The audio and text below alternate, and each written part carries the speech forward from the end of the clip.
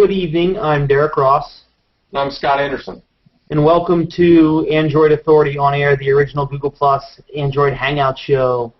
This week we are joined by returning guest Trey Motes, a ex-Android developer and a fellow Android enthusiast. We're joined by Jonathan Franklin, a new guest this week. He is a big Android fan and a fellow enthusiast. And we're also joined by Aaron Caston of the Big Android BBQ. Welcome, guys.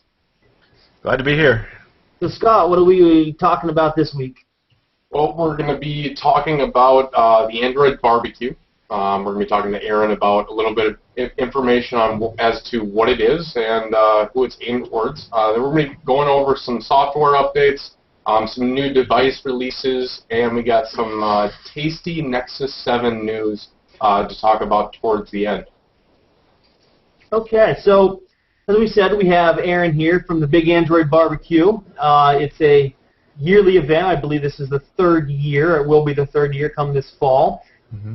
And I'm pretty excited about it. I've never been to one. I'm going this year, and I don't really know a lot about it. So Aaron is someone that's only seen a few videos from time to time. You know, can you tell us a little bit about the Android BBQ?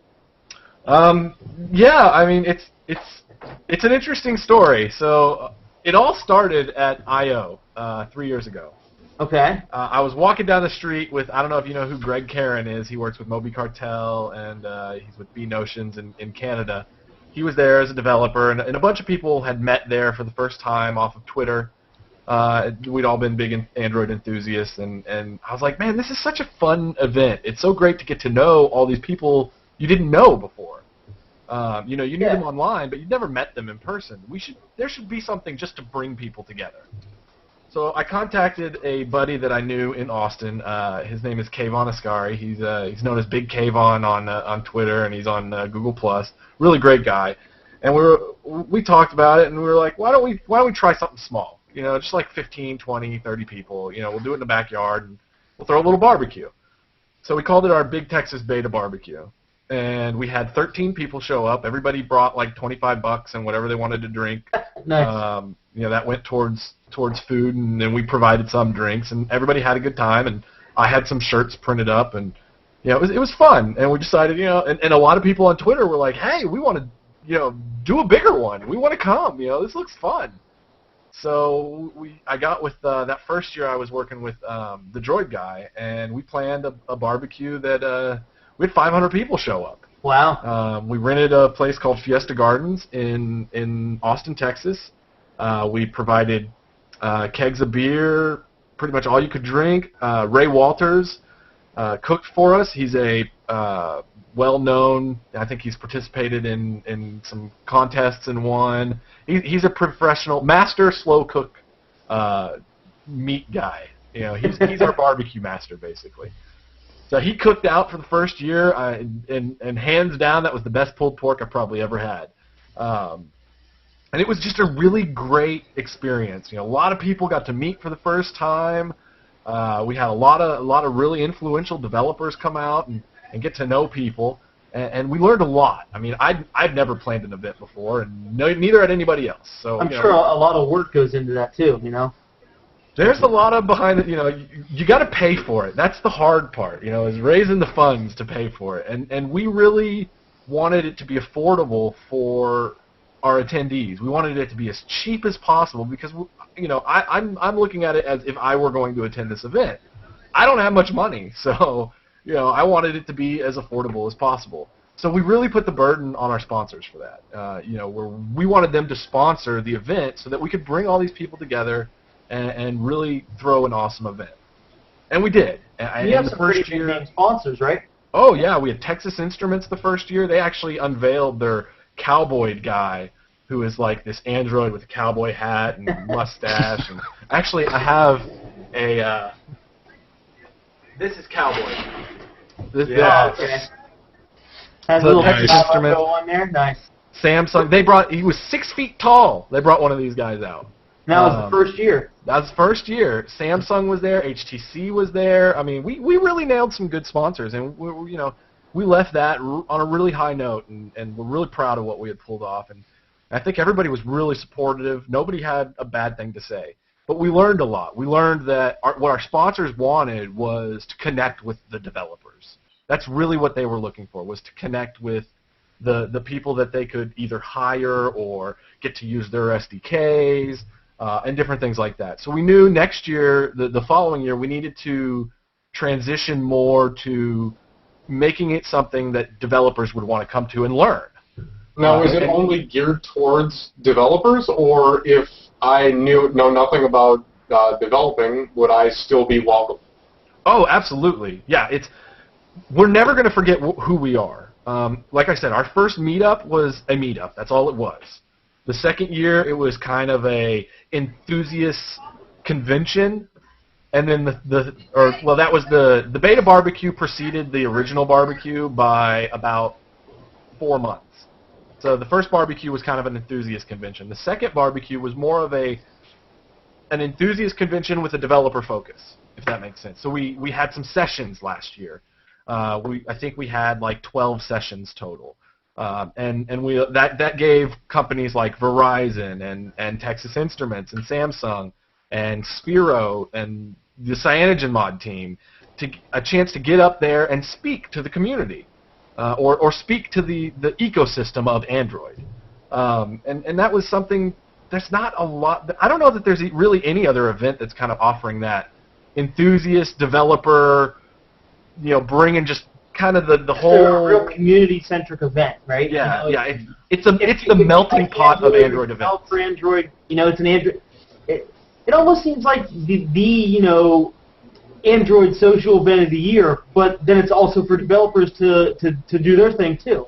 Right. The reason we've really started to shift more to the developers is because we're basically offering one product to two demographics. We have our attendees, who are very important to us. Really, they're the heart and soul of the barbecue. And then we have the sponsors, who we can't make happen without them. I mean, they're the ones that allow us to do the barbecue in the first place. So we have to cater to both of them, and we have to provide a product. And it took me a while to learn that that's really what we're doing, is providing a product to these people. We're providing a great experience product for our attendees, and a great opportunity product for our sponsors, and the sponsors really wanted developers. That became abundantly clear to us. So we needed. You got to make the sponsors happy too. They're the ones that fronting the bill for a lot of the event, I'm sure. Yes. Now, if I wanted to learn more, if our viewers wanted to learn more about the Android barbecue, you guys online, you guys on Google Plus. Oh yeah, we try to be everywhere. That's the only way we grow. We don't pay for any marketing. We can't afford to. We're viral. We grow virally, and we grow organically. The only way anybody knows about us is if you tell them about us. Now, this year, I guess from paying attention to previous events, it looks like things are very a lot of things are happening for you guys.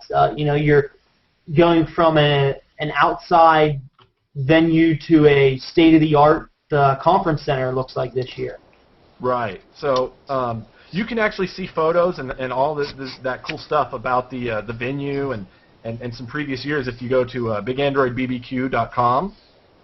Or you can check us out on Google+, Big Android BBQ. We're on Twitter, we're Android BBQ, and we're on Facebook as, I think, Big Android BBQ as well. I don't know them all off the top of my head, but so many social networks now, right? I know. You have to be everywhere, right? Yeah. Yeah. So, this year we've tried to be a lot more organized this year. We moved indoors. Last year, Texas experienced a drought like never in my lifetime. I've lived here 30 years. We've never had anything like we did last year. This year hasn't been anything like that, but because it was so bad last year, the venue we held it at is outdoors, and it's grass fields, but last year they were dirt fields. And when you have 800 people walking in dirt fields, you're kicking up a lot of dust. And when you have sponsors like Texas Instruments who are showing off their Panda boards, and Samsung showing off the Galaxy S2 or whatever it was at the time, you have dust on everything.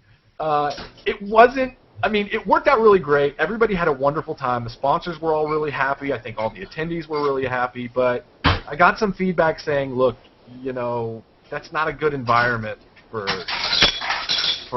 equipment, for electronics. So, and we had some difficulties with the city of Austin. So we really gave it a lot of thought. I actually live in Hearst, so it'd be a lot easier for me to just stay at home and plan everything from here. So if something goes wrong, I can just run down to the convention center or run down to the city offices and say, hey, what do we got to do to get this fixed? I couldn't do that with it in Austin. So we moved it here. I found the Hearst Convention Center. I looked around at the Dallas Convention Center, the Arlington Convention Center, Fort Worth, hotels. And this place is, I don't know if any of you guys have ever been to Moscone Center in California. Yeah, I was out there about 2 years ago. It's like a mini Moscone. So if you took Moscone, squeezed it down to one floor and like compacted it a little bit and made it only enough room for maybe 2,000 people, that's this place. The solid glass front windows. It's really, really beautiful. Nice. I mean, it is a really beautiful complex. And so I went down there and we talked to them. They cut us a little bit of a deal because I gave them the whole, we're small time. Everybody that works on the barbecue is volunteer, including myself. Nobody gets paid. So we don't have big budgets. We don't have any investors. The only way we pull off the barbecue is with ticket sales and sponsors. That's the only way it happens. Yeah. So we talked to them. They're helping us out. We're having it catered by them this year, but the chef used to be the executive chef for the Texas Rangers, so he kind of knows what he's doing. I'm sure the Texas Ranger guys love barbecue, so he's really good. We do have Ray still cooking though, which is one of the things that kind of surprised me. So we've never really done this in the past, or we've never done it at all. This year we had tiered tickets, and we tried to kind of sweeten the packages a little bit and make it a little more exciting and some different stuff for our attendees. We didn't want to raise our prices, but because our costs are so much higher this year, we had to find creative ways to raise additional income. In order to do it, we've got to figure out ways to raise more money. So we came up with this idea of having some different tiers of tickets. Originally, it was going to be a Kickstarter, but that doesn't really work out so well when you want, if you wanted to buy 2 tickets, how do you buy 2 tickets through Kickstarter? Yeah. So it really kind of broke down as we were ramping up. We actually have a Kickstarter video that is all done that we'll probably post in a couple of weeks or something. That's pretty funny. It's just me, Russell, and Ray, and Michael Lipson, who's our tech guy, sitting in a hangout, just chatting. It was funny. I'm gonna have to cut out the bloopers because those were the really funny ones. Yeah, I've seen some interesting events such as, we won't name any names, somebody that may or may not be close to the CyanogenMod team that may or may not have chugged a lot of beer to win a watch. I saw this on Google Plus the other day. Yeah. Apparently there's a challenge on the table. Yeah, you know what? I'm not going to lie. I've been known to partake in an adult beverage from time to time. I'm looking forward to that event this year if it's there. So you hear that, Benji? I'm coming for you. So the way it's working out this year is we've got our developer days. We've got 2 developer days. Saturday from 8 a.m. We're still finalizing the schedule, but from basically 8 a.m. to 3 p.m. we're going to have developer sessions. But it's not just going to be developer. Here's because we know while we're about probably 50 to 60% developers, we've got 35% enthusiasts who don't know anything about development, or maybe know a little bit, enough to be dangerous or enough to get themselves in trouble, but not professional developers, not people who are developing apps, not people who are hacking on ROMs. Yeah. Those type of people. We want to cater to everybody. We also know we have business people coming, people who are CEOs at app companies, or maybe they work for an app and they want to learn how to market their app better. So we've tried to create 3 main tracks. We're still, like I said, we're still finalizing this. We've still got, I think, 97 days before the barbecue. So there's still a lot of stuff. Let me check my desktop, my home screen widget here. Yeah. So there's still a lot of changes. We're working on an app. This app, if we can get it done, this app is going to be amazing. It's going to do some really cool stuff. Some stuff that you haven't ever seen before. Things that make the event itself a lot more interactive, where maybe you go and we have a scavenger hunt, and you have to go from booth to booth in the convention hall or in the hall, the showroom floor, and check in at these booths, and you get rewards, and then the first one to finish gets something. You know, we're talking about all sorts of ideas. This app is going to be really exciting. I can't wait for us to finish it and be able to pull this off. So yeah, it sounds extremely exciting. Like I said, I ordered my ticket earlier in the week. I saw. I assume you guys still have tickets available, right? Because I saw there was only 800 you're sending out or are available. We have 800. I think it's 800 or 900 general admission. That's the $50 ticket, and that gets you in. That gets you your shirt, and that gets you your swag bag. That also gets you into the after party on Sunday night, which is that's the actual barbecue. That's what started it all, and then it's grown into the rest of this event. So the party is Sunday night. So if I were to attend this, I'd be looking at Friday, Saturday, Sunday, and then going home Monday then. That's the best way to do it, yeah. Okay, all right. And Friday is really, there's nothing really organized. It's usually just we have kind of a pool party. We don't have the kind of space we did last year because the hotel last year was amazing, and the year before, the same place. The Staybridge Suites in Austin. I should give them a shout out because they treated us so, just exceptionally well. This year we're split between 3 hotels. Fortunately, they are literally side by side. I was checking out the map. It looks like everything's right there beside the conference center too. Like I said, we're trying to make this as affordable, convenient, and easy for everybody. 3 hotels within walking distance of the convention center. They're all 3 right next to each other. So if you're at one hotel and maybe your friends are at another hotel, that's not going to be a problem at all. You just walk over. In fact, when I went and visited the hotels, all I did was walk from one to the other. That's great. Yeah. To go set up our discount codes. So, and our hotels are cheaper this year, and the flights should be cheaper. So, we did have to double our price basically this year. We went from $25 the previous years to $50 this year. And really, that's well worth it. It sounds like though. $50 isn't bad. The way I see it. You're guaranteed all you can drink and all you can eat on Sunday night. I don't know many places you can get all you can drink and all you can eat, period, for $50. So no. You're also getting a developer conference, which if you compare to other developer conferences, I don't know of any of them that are under $200 in the first place. So we've tried to really, it wasn't easy to increase our price. We've been $25 since the beta barbecue. So it was a really tough decision, but it came down to we've got to cover our costs. We figured what we'll do is we'll figure out what the cost is per person, and that's where we'll try and price the tickets. So you're basically paying for your free food and drink, and that's it. The sponsors are paying for everything else. So thank you sponsors. Yes. We appreciate that. Now, with regards to sessions, what kind of information are going to be in these sessions and in these talks that people are going to be giving? Anybody here on Google Plus going to be giving some talks? Oh yeah, lots of people. So one of our biggest hits is always the Cyanogen Mod Roundtable. I'll get it out eventually, guys. Just bear with me. The Cyanogen Mod Roundtable is kind of a Q&A session where there's usually like 10 of the guys sitting up on stage or at the front of the room, sitting at a table and just answering questions. They're probably going to give a talk at some point too, and more informative rather than reactionary, just Q&A. But they'll definitely be there. We've already talked to them, and they're definitely going to be there in force. They're one of our longest running supporters. Adam Outler and Jordan Keys, I think is his last name, from XDA.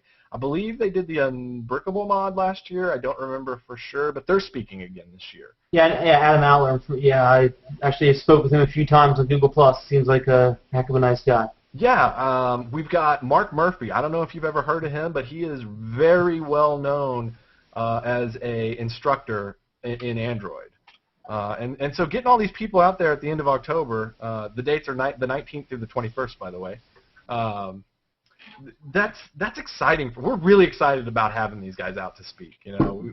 We really want to provide a good experience for all of our attendees. So we've got several different tracks. You asked me what would be there for you. So I'm considering you guys enthusiasts. I don't think maybe there's one developer in the Hangout right now. I think most of us are in the knows enough to be dangerous category. Yes. Yeah, I am definitely not a developer, tinkerer, homegrown modder. Yeah. You're not writing your own ROMs, but if you need to sideload an app, I can compile from source, but that's easy. Everybody can do that. We're all in the same boat, I think. So knowing that, we're not going to sit in and listen to the intense session, you know. Yeah, I mean, I don't need to know about, you know. I mean, I don't deal with it making apps, so yeah. Right. So we'll have a session like that, and we'll have we have a hacker modder track pretty much going, where we'll have like the cyanogen mod panel and like maybe the Unbrickable mod, or the XDA guys are going to send some people, and the Roots Wiki guys are going to send some people, and we're going to have lots of and then we'll have TI talking and Samsung talking, but then we're also going to have the enthusiast sessions. I don't want to get too much into those, but they're going to be fun. They're going to be a lot of fun. You know what though? Some of the hacking and modding sessions though. I mean, I love geeking out though. You know what I mean? Like those sound pretty interesting too. So hands down, our #1 session every year is the CM Roundtable. We know that, and so what we've done this year is that's going to be, since we know that's going to be our biggest one, we've never had room for keynotes and stuff like that. We're doing that this year since we've moved into a conference center. So we have this ballroom where we can have, you know, keynotes and really, if we have any really big sessions, we can accommodate 1,000 people sitting in there. So that's how we're going to do the Cyanogen session. Very nice. They're going to be sitting in front of basically their own keynote. Now, they may be towards the end of the event, but there'll be room for everybody to fit into the CM session for sure, because we know that's an event that pretty much everybody wants to go to. Right. You know, the Verizon session and the Texas Instruments session and the HTC and Samsung sessions were all packed last year. The Spheros session, man, it was completely packed last year. And I know Sphero will be back. Those guys, we know them really well. We're good friends with the Sphero guys, or Botics. You know, the ball that you can control with your phone. They'll be out. We've been talking about some really cool ideas with them too. So we really are trying to provide something for everybody. If you are in the Android ecosystem whatsoever, there is something for you at the beginning. So pretty much, if you're watching or listening to this, chances are that there's going to be something for you there. Exactly. Even if you just like to drink, we're going to have that too. or eat barbecue. Or eat barbecue. Now, we will have vegetarian availability during the lunches on Saturday and Sunday, but we don't cook vegetarian barbecue. So if you're vegetarian, I apologize. We'll have potato salad and coleslaw for you. There you go. Something for everybody. Yeah. Barbecue and potato salad and coleslaw. Yeah. And the barbecue party is always exciting. I don't know if any of you guys have been to I.O., but at I.O. they always throw a party. The I.O. party is always a blast. They usually have a band there. We haven't ever had a band. We usually do a DJ. This year we're talking about something pretty cool that will actually involve everybody who's there. So you will basically, well, if it works out, you could be part of it. So a turntable FM DJ'd event, similar maybe? No, not really. Okay. I had to take a stab at it, right? That was the idea last year, but we ended up with just getting a DJ. But this year we want to do something a little bit. Nobody's ever done anything like what we're talking about this year. A Nexus Q DJ type of event. You might be onto something there. I'll tell you what, that'll be pretty damn cool if that turns out what it'll be. Yeah, we've got to get in touch with some people at Google to see if we can make it work and stuff like that. So so the cat may or may not have just came out of the bag there, but yeah, you might be onto something. But let's be real, the way the Nexus Q is right now, it wouldn't work. It would be okay. I mean, the way the social sharing works, anybody could make the next song, and then we've got to worry about somebody putting up something really offensive or something. Yeah, you need to have a way to almost like somebody sitting there approving or giving a thumbs up or a thumbs down, or voting. Maybe we could crowdsource it. There you go. Yeah, who knows? I mean, who knows what could happen? Yeah, well, very cool, Aaron. I'm excited to go. So I've mentioned earlier I'm going. I bought my ticket earlier in the week. John, Do you plan on going to the barbecue? Have you bought a ticket? I picked my ticket up on the 12th. I'm planning on. I live in Georgia, so it's not that big of a stretch for me to drive to Texas. So, and I know some people from Texas anyway, so it'd be cool to kind of hang out there and do some other things too. So. Very It's cool. a good barbecue too. Yeah. How about you, Scott? What are your plans for the barbecue? You gonna go? Timing-wise, I don't know if it works for me, but if it does, I will definitely be going. Some things need to open up. And Trey, you are from Texas, sir. Are you gonna go to the Android barbecue? I plan to, but it's a crying shame. I just got laid off, so yeah, that's not gonna happen. Bills come first. Yeah. And I'm like Definitely. 4 hours to the south. That's it. It's You're in understandable. Houston? Yeah, I'm like actually about 30 miles west of Beaumont. So. Oh, okay. I know where Beaumont is. All right. Cool. Well, if you guys have any questions for Aaron about the barbecue, about previous barbecues, or the upcoming Android barbecue, feel free to leave a comment, and we'll check the comments. Yeah, hit me up on Google Plus, Yeah. Aaron Caston, or check out the barbecue website, bigandroidbbq.com. Definitely. All right, Scott, so what else are we going to talk about? We said we had some software updates for some pretty popular Android phones, right? We had Samsung did a lot of cool stuff over the past week.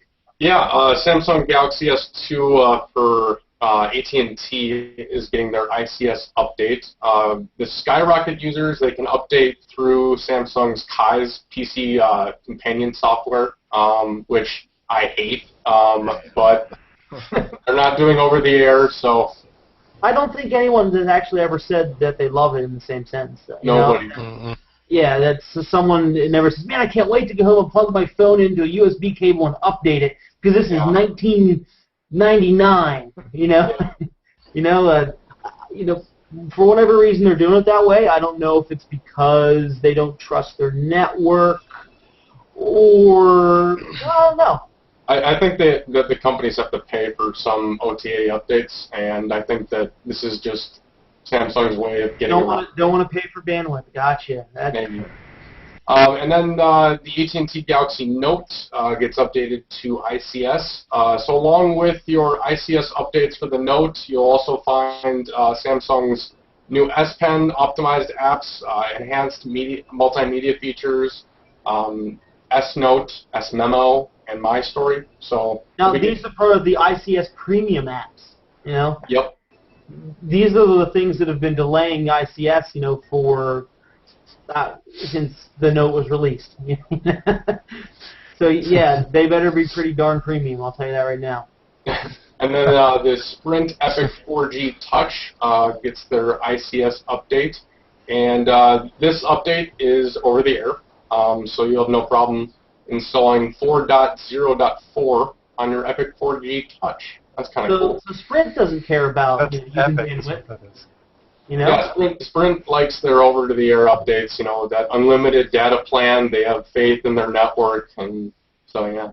Is nice. Sprint quietly becoming the best carrier to be on?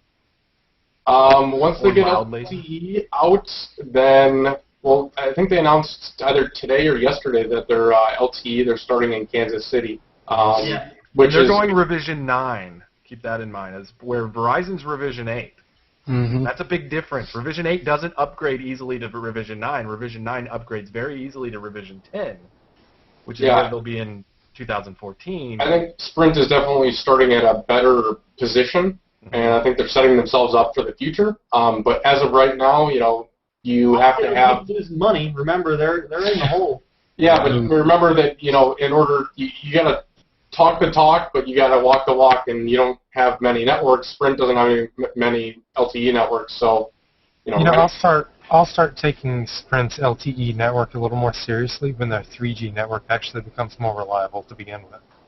Hey, it's better than T-Mobile. When I drive to Houston on T-Mobile, I can't even make a phone call half the time, but I can use data on Sprint almost the entire way through. Well, I don't have great Sprint or data. T-Mobile around here, so I'll just have to take you guys' words for it. Yeah. And Technically, Sprint still kind of roams on Verizon too for 3G. So that could be why I don't lose 3G between here and Houston. Yeah, I don't care what they're roaming on as long as I've got data. Verizon in Texas has amazing coverage. That Verizon has pretty amazing coverage everywhere. Well, you know, Well, Texas is South flat. Louisiana Of course you can have amazing coverage. I live in the mountains. I drive 10 miles in one direction and I lose signal. We have Are you a mountains in mountain man? Texas. They're just way on the other side of the state. So the AT&T and Sprint Galaxy S3s received very tiny over-the-air updates, and they were saying that these were security updates. Sprint was. Oh, okay, Sprint was saying it was a security update. Yep. But it wasn't really a security update. More of a let's stop a legal issue before it may or may not happen update. It was for their security, not yours. Yeah, basically what happened is the regular search feature, they basically replaced it with a dumber one, quoting that. Basically the search only shows web results and with no local results being displayed, which is kind of a bummer. You can't search your contacts, you can't search your apps, your email. How is that even patentable? I mean, come on. I would recommend not. I would recommend not updating.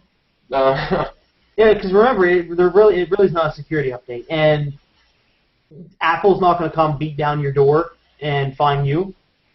So as Scott said, I wouldn't install that update. Keep the search how it is. Chances are it'll be updated. You know, hold out for Jelly Bean. Jelly Bean skirts around that patent. You know, so don't install. That's our recommendation. I would like to present prior art to searching local content.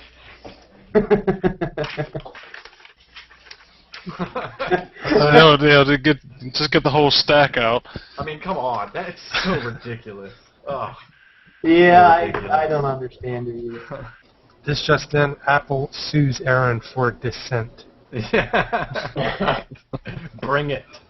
Wait, So, no, I take that back. I apologize, Apple. Apple sues Samsung for forcing people to update their phones via a computer.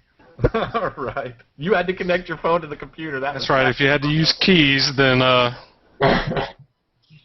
That's a no-no. I almost Just wonder, like iTunes. are they doing all of this at this point to just bring more attention to the insanity that is the patent system? And they're like, look, let's just go bananas with it and go crazy and sue everybody for anything we can possibly sue them. They know that they're getting away with it, so why not go nuts until someone says, "Hey, don't do that." Let's try and patent a triangle. Oh, they let us. Sweet. I mean, it's so ridiculous. Oh yeah. All right, so AOSP, the Android open source project, this week was released. Jelly Bean was released to the Android open source project, version 4.1.1, and accompanying binaries for a few Nexus devices, the Toro, which is Verizon's Galaxy Nexus, as well as the Morago, the GSM's HPSA Plus, and the Grouper, which is the Nexus 7. So there's binaries out there for those. So if you have one of those phones, you can pretty much get a complete AOSP build right away. And it's already starting to appear for many other devices out there. People were hacking Android, doing what they do best, and we're starting to see all sorts of builds, for various tablets. Even the Kindle Fire is getting an AOSP build. A few things are still broken on it. The Acer Iconia A500 is getting an AOSP Jelly Bean build. And there's ROMs appearing all over the place with Jelly Bean. So just give developers time, and you'll start seeing some more and more stable ones in the near future. Like the Galaxy Nexus's GSM version and CDMA version are blowing up with multiple ROMs. Some are more stable than others. Some are doing nightly builds, beta builds, whatever, but they're all over the place. So definitely it's a good time to be on a Nexus device. So if you're into customization and new operating systems. Yeah, and Jelly Bean 4.1.1 is rolling out to the HSPA Plus, Galaxy Nexus, and the Nexus 7 currently. And basically the changelog for the Nexus 7 kind of boasts a few goodies such as performance improvement, overall system responsiveness, which is very nice. And the OTA update actually adds Google Wallet. And users are also reporting that the swipe up to Google Now is a lot quicker than it was. I think they Yeah. fixed Latitude with it too. Latitude was broken, I noticed in the previous. Yeah, Google now lags a lot less on my Galaxy Nexus as well on 411. Yeah, I didn't think it was slow before, but it is. I think it's faster now. I didn't. No, I said I didn't hate it before, but it opens up a hair quicker now. I can't wait till that drag up gets customizable. You know, we can add other apps to it. Yeah, I think that'll be pretty neat. You know what? I bet we might see that maybe in a future ROM build. Not that I have any inside information on it. That's just a guess. Yeah, so I would. You know, what it reminds me of. It reminds me of the app Wave Launcher, which I haven't used that in a long time. But yeah, it reminds me of that almost. Where you swipe up and you can drag back and forth and pick an app. So that's pretty neat if they do allow targets to be put on there. Yeah, and all devices that are going to get this are the Nexus S and all Galaxy Nexuses. So that means GSM and CDMA, and the Motorola Zoom will soon follow. So if you have any of those devices, get excited because you're going to be getting a little bit more of a sweet tooth with Jelly Bean. So that'd be pretty cool. Now, if you don't have any of those devices and you still want some Jelly Bean action, where do you go? We know you don't go to your carrier or your OEM, so you go to the Android development community, right?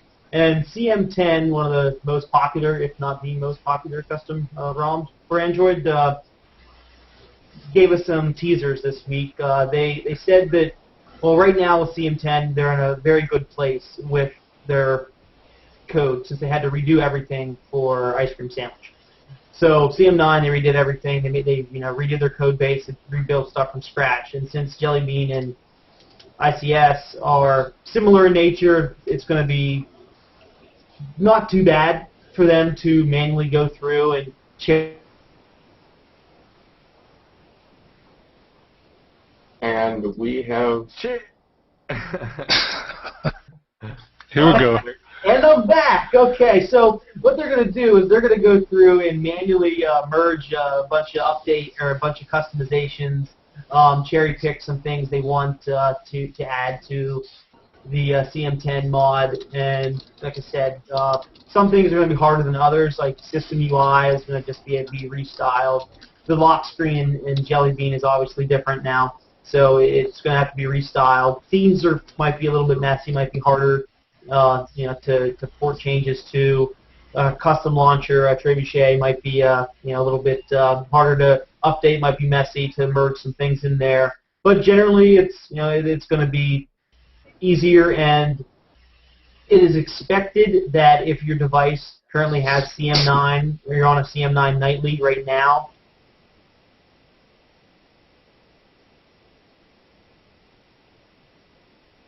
nature.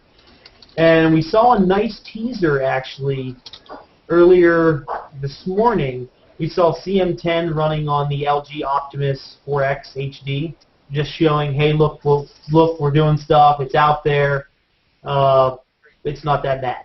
And this isn't even a Nexus device it's running on. So that's good news for the future, and I bet we'll start seeing some nightlies in the near future. We're already starting to see tangs, basically what people are doing is they're looking at CM's review. They're going out and looking at their Garrett and and pulling down changes and manually merging the changes locally. So it's not an official build. Might have a few CM changes in it, but yeah, I would say we might get nightlies here soon. I can tell you it's running on the Galaxy Nexus. Ooh. How's it running on the Galaxy Nexus? You running it now? Pretty decent. There you go. Okay. Any significant changes, updates that you might want to? There's nothing special right now. They haven't any. The only thing that's CyanogenMod in it that I noticed was their wallpapers. That's all they've added so far. Nah. So yeah, it's basically AOSP build right now. Yeah. So. Now the Jelly Bean launcher or Trebuchet launcher? No, it's still It's the Jelly Bean launcher. All right. Jelly Bean keyboard, Jelly Bean launcher, nothing. You can't customize anything. It doesn't even have the power widgets in the drop down. I'm sure those changes will be merged in. I think right now they're just focusing on combining their source with the AOSP source. Once that gets combined, then they'll start adding in all the extra features and stuff. Get the core done basically, and then build on top of it. All right, so let's. So if you have any questions about any Jelly Bean or open source AOSP 4.1.1 stuff, feel free to go ahead and leave us a comment. We'll revisit comments here at the end of the show. Let's move on to some device releases. The Verizon Galaxy S3 is finally available in stores. You have a color choice of pebble blue or white ceramic. You're not going to get a garnet red like AT&T has a special deal. I like the red. Pretty nice.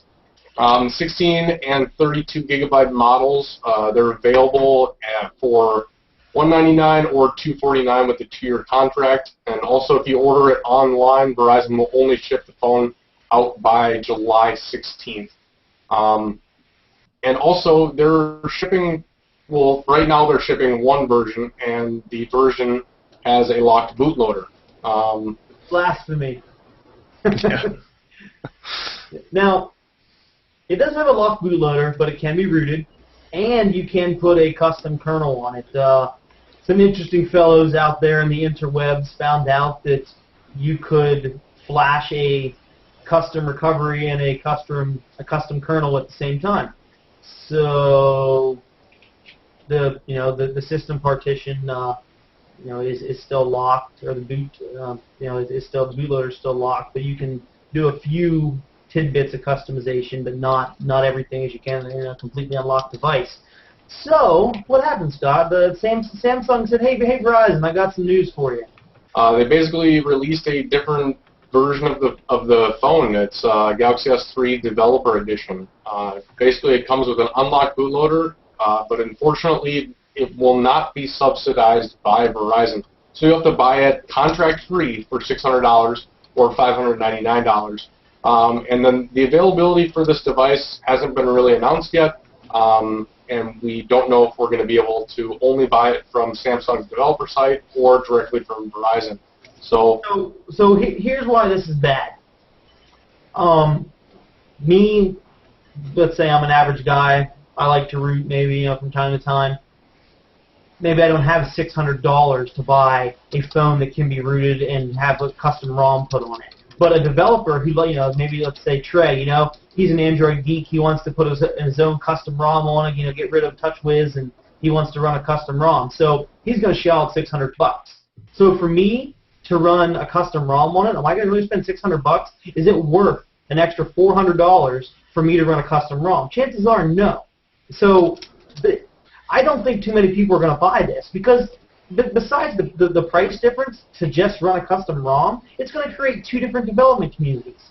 You're going to have people making making ROMs and doing customizations for the locked bootloader, which will be half-assed customizations, and then you'll have full-blown ROMs for the developer edition. So it's going to split the development community for that phone in half.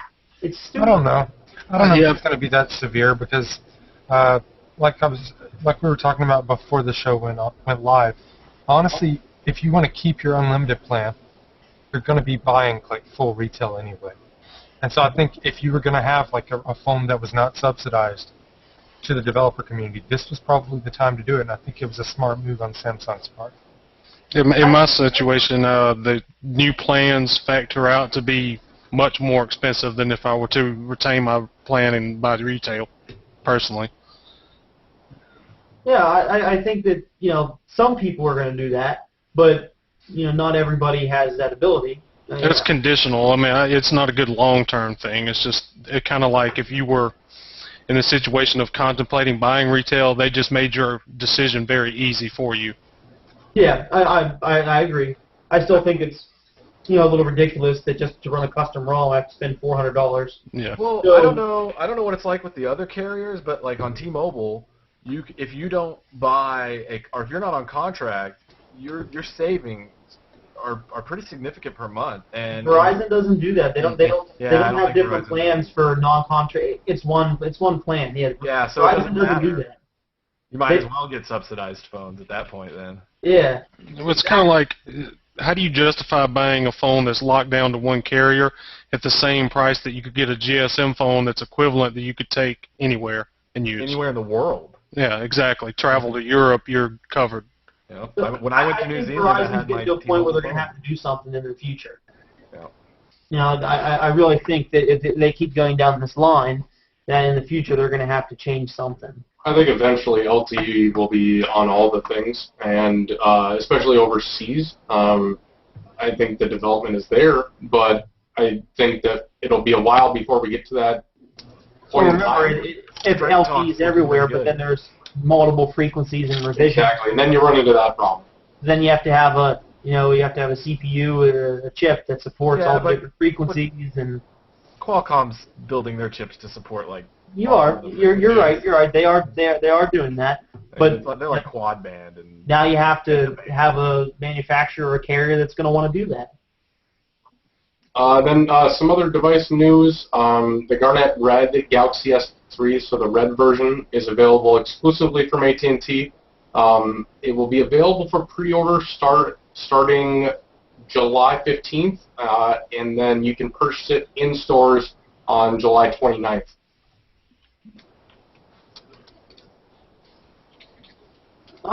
The Galaxy S3 models, since all of them, except for the Verizon version, are unlocked, they all receive CyanogenMod nightlies as well. So CM9 is available for every other variant in the world except for Verizon. So if you have a Galaxy S3 and you're looking to get rid of a little bit of TouchWiz and go a little stock, you can do that. I'm kind of proud of Samsung. They were like, we're not changing our phone this time. We'll just give you special colors. And then Sprint announced the white HTC Evo 4G LTE. The 16 gigabyte is available for $200 with a 2-year contract.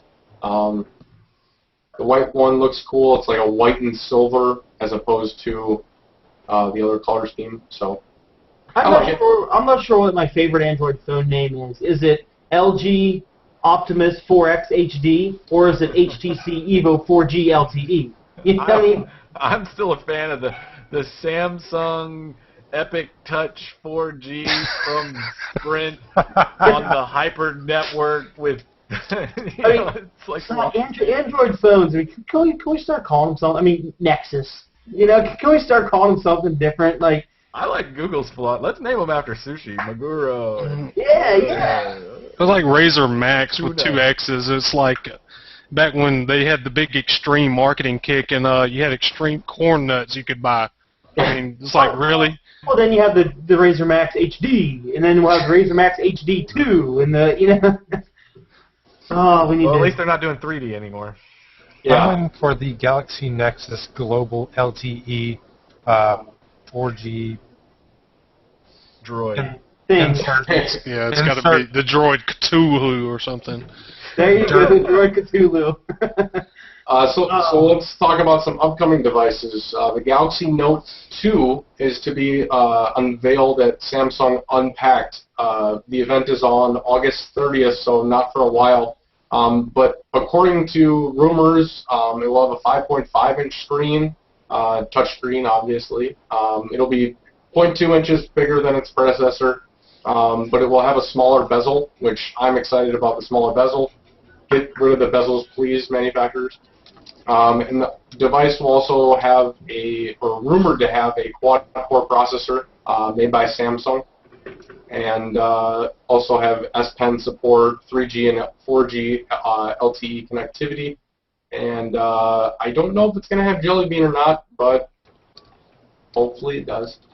That would be nice. Or it could do, what the last Note did, is ship with the previous version of Android and then wait 9 months to get the most current version. So moving on, let's talk about Nexus 7, since that is all the rage as of today, because people are starting to receive shipments, unlike me, who didn't get a shipping notification, who bought one 3 hours before you could technically buy it by a unpublished link. But anyways, besides that, if you bought one the first day on June 27th, chances are you're starting to get shipping email notifications. Did so you get congratulations. Have you checked your credit card? Did you get charged yet? They pre-authed my credit card 3 times over the past week. Today they pre-authed again, so maybe I just didn't get I didn't get the shipping email. But I don't have a shipping email either. If it makes you feel better. I mean, I ordered it at like 11:45 the Eastern time. Like, they didn't, they took that link down because they saw people found it and were starting to order. Yeah, I didn't order till 5. I ordered mine at like 5:18 p.m. Yeah, so well, hopefully, tomorrow I get a shipping notification. I'd like to get it Monday, Since You'll probably never get it. They're probably not going to send you one. Well, You use the proper protocol. When you That's don't okay. get You can one, just I go will Sunday and pick it up in the store. yeah, exactly. If I don't get one, I can go to a store and get one because people that pre-ordered are getting screwed. Basically, you pre-ordered, so you could get yours the day that they're released. Nope, just go to Sam's Club or Best Buy or whatever and go ahead and pick one up right now. I mean, a lot of people are upset about that. I expressed an opinion about that as well. hold on, let me find the Lamb blast violin for you guys. just got blasted on Google Plus about being so whiny, and I was just like, no. All I'm saying is, why haven't I got an email saying, hey, we know we're delayed, we'll get it to you as soon as we can. Just anything, any form of communication would make me really happy right now. Well, you know what this reminds me of? It almost reminds me of the Seinfeld episode where Jerry goes to rent a car. He does a car reservation. He's sitting there at the airport. He's like, oh, well, we gave away your reservation. I was like, well, that's pretty much the most important thing of the reservation. You know how to take the reservation, but you don't know how to hold the reservation. I mean, that reminds me of that. You know how to take the pre-order, but you don't hold the, where's our... Fulfill the pre-order. Yeah, exactly. So I'm hopeful. I'm going to be happy. I'm going to be tickled pink when I get it, but I would like some type of notification. I mean, you paid $14 extra to get a pre-order. Yeah, exactly. So I could have went to a store and picked it up. So where's my info? At Sam's Club. She had it in her hand, but they wouldn't sell it to her. Oh, really? Yeah. And then some more Nexus 7 related news. It kind of came out of the woodwork. Somebody was doing some experimenting with magnets and figured out that the Nexus 7 has a magnet sensor. And this was actually released at CES, I'm pretty sure. That wasn't really that big a deal, but apparently it was a really big deal. Well, why didn't they mention it at Google I/O? What, the Asus MeMo 370T at CES was told, or had one, everybody forgot about it for 8 months, exactly, or whatever it was, at 6 months, and then at Google I/O they didn't mention it, and somebody's like, well, the MeMo was supposed to do this, let's hold a magnet over this and see what happens. Yeah. So I wonder why they didn't mention it at Google I/O, because that could presumably be another feature with a, like a smart cover type thing. Well, I think the case that they're going to sell, it has a magnet in it. Well, okay, so... It doesn't say specifically. I've been known to be incorrect about things a few times in my life. I don't understand why the magnet is on the left-hand side. When I open stuff, I open it from the right to the left. It doesn't really matter, though, because when the case closes or opens, your magnet is still going to come flush with your screen. Okay, there you go. See, I thought it was silly. They proved me wrong. Okay, so that's the second time I've been wrong. Okay, all right. But when you think about it, I mean, it closes flush, so it'll shut off, and then when you open it, it's going to recognize the magnet's no longer. Yeah, I guess, you're right. It's just versus having to be right on top of it or not. Yeah. Yeah, I don't think it really mattered one way. Yeah, or the other. makes sense. Yeah, I never think. I see something and then I just go off on a tangent about how it's wrong or I don't like. Oh, I agree. It makes more sense to have it on the right side, but in the end, it really doesn't matter. Yeah. It's getting pulled away, and that okay. Actually, think about this. That way you don't just bump the cover a little bit or pull the cover up a little bit and have the screen sitting there turning on and off, which would eat battery power. You want to know what it probably really was? Apple patented having it on the right. Yeah. No, it's not. It's not about them pushing a feature like that. It's not a side thing. Apple actually patented magnets. Or the designer was a lefty, maybe. Yeah. Maybe the guy that designed it was a lefty. Could be. I don't know. A question was brought up by Eric Kaufman, wondering if they are going to sell the Nexus Q in stores too. I have no idea. And I don't see why they would, because of the price. If it was $100, I would say, yeah, they'd be mad not to put it in stores. But I think at the current price, I think it'd be better not to put it in stores. Maybe Honestly, the better it's probably just question a is, trial run. are they actually going to be able to sell the Nexus Cube? I don't know what's going to happen with the Nexus Cube. it's a neat thing, but is it neat enough to be worth $300? No. I'd buy it for $99, maybe. I think it's more along the lines of being for developers, because I don't know that they know exactly what they want to do with a home media solution. But after they see the thing get hacked around and see, you know, maybe we want to play games on it, maybe we want to stream music on it, the development will kind of give them an idea of what do people actually want in their homes. Because, like the video game consoles, not as popular as they were a couple of years ago, so what do you focus on? What's so special about the Nexus Q that a docked tablet could not also do? Well, a docked tablet is a tablet that you can't use. No, I mean you could dock, like for example, the Asus Transformer. Okay, do you have an amplifier built into your tablet, Trey? No, you don't. Well, No, it's but I mean, always why- connected to your network. It's a little bit less of a hassle, I guess. It's basically a middleman in order to get it to your devices. Yeah. Your bigger devices, meaning your TV and your speakers. The future is not a world of multiple devices. The future is a world of less devices doing more things. No, I think the world I is... would agree with Trey there. I would argue that it's more devices that are intermeshed more nicely. I would argue that I'm better than everyone in here, and your argument is invalid. No. I don't even have to be in that Oh, argument. Trey. It's fact. Why do we invite you to these things? I forget. Because everyone knows that I'm joking, not really. You're hurt. So, now, I guess the question is with the sensor is the covers that Google is selling, are they going to have it? I mean, it wasn't mentioned. I assume it would, even though the cover doesn't detail that, and, you know, the description or anything, it doesn't call it a smart cover or anything like that. So I assume it is going to have that. And if not, will the 6 of them that Asus is planning on selling, are they going to have the smart cover? I guess so. They don't We'll say find out either. soon. They never really said anything, so I guess only time will tell. So Cool. if you I get got your some Nexus magnets. 7 with the cover today, tomorrow, let me know. Hit me up on Google Plus and let me know if the smart cover works. They're not even selling the smart cover yet, though. I would love to buy one, but Why are we calling it a smart cover?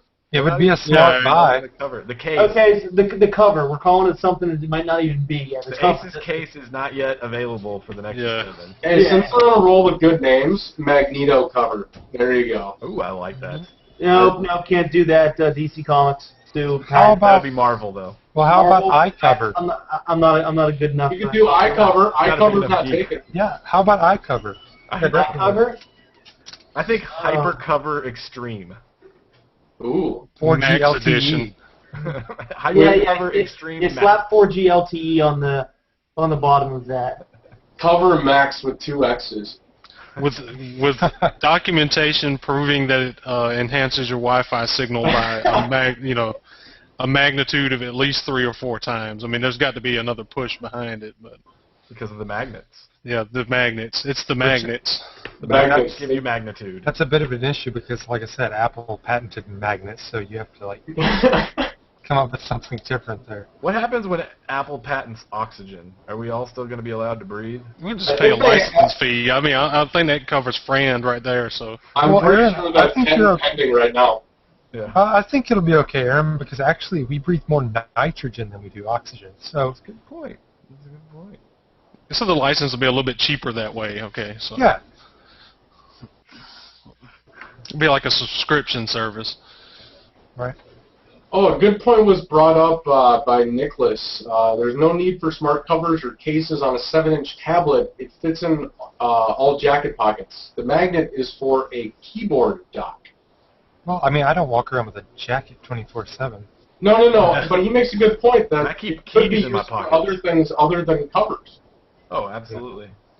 Well, I mean, if you have like a netbook or something, you're gonna have a case for that, right? You want to carry it in the case when you go to like your coffee shop or whatever. Same thing with your tablet, in my opinion. It I'd does say if I specifically put turn the screen on and off, though. the if I put the tablet in my coat jacket and have a little hole for the magnet, and then put like a magnet on like a can of Diet Coke or something, you just put the can of Diet Coke right there, and it's you all the time. That'd be cool. Yes. Yeah. I kept a case. I mean, I keep a case around for my Zoom, but it's mostly the that Motorola business portfolio case that you can just stack it up and actually prop it up if you want to watch a video. That to me is convenient to have because you don't want to have to hold a tablet in your lap the whole time if you're watching a movie or something. Yeah, that's the same one I have. Well, I think like a case for a tablet is first and foremost a screen protector because I don't want to put that plastic crap on the front of my screen.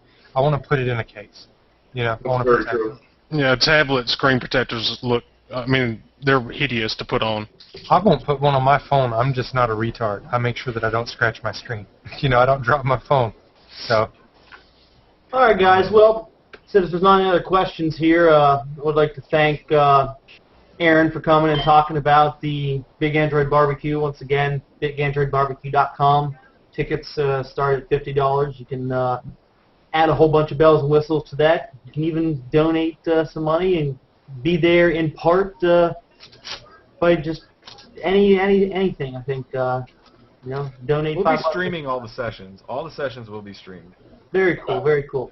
And just to mention to our viewers, every Friday night at 9:30, if you want to subscribe to our YouTube channel, that'll be the best way for you to find out when our show is going.